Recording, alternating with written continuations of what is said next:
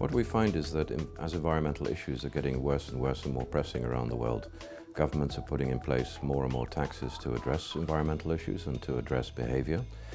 And as a result, the landscape is also becoming a lot more difficult. So it's really important to understand how different governments in different countries are approaching taxation.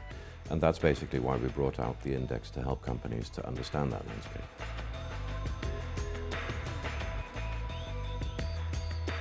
What we did was focus on the 21 countries that are most strongly concentrating on environmental policies through taxation and credits. So basically we focused on the countries that have strong policies in place, both on the taxation and on the incentive side.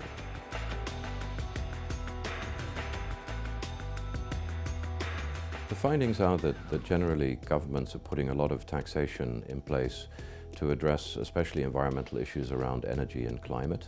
So beginning to price energy according to the CO2 emissions that are associated with it.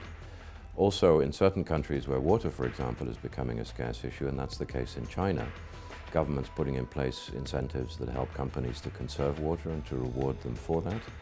A lot of policies in the transportation sector as well, but I would say that the main focus is on energy and greenhouse gas related issues.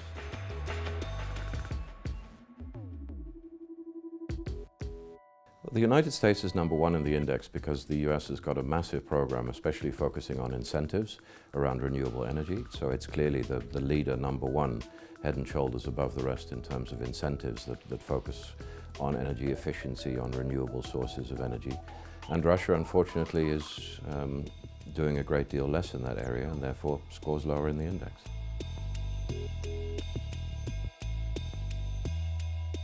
Well, what I find very interesting is that China, which is still a developing country in many senses, still has massive issues in terms of economic growth and poverty eradication, is nonetheless putting a raft of environmental policies and taxes in place because it sees great environmental challenges coming its way. And that for China translates into taxes on energy, incentives for energy efficiency, tax breaks if you purchase renewable energy products, tax breaks for energy efficiency, measures focused on vehicles. In other words, China is very much seeking to use tax policy to drive growth in a greener direction.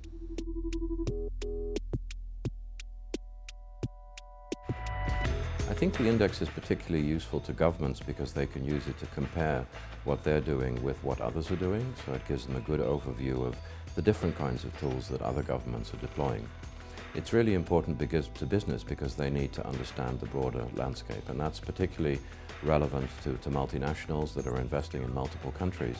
They need to understand the tax regime from a green perspective as well, and that's significant because in many instances, if you factor the tax regime in, a deal that you think might not work on its own will work because of green tax incentives.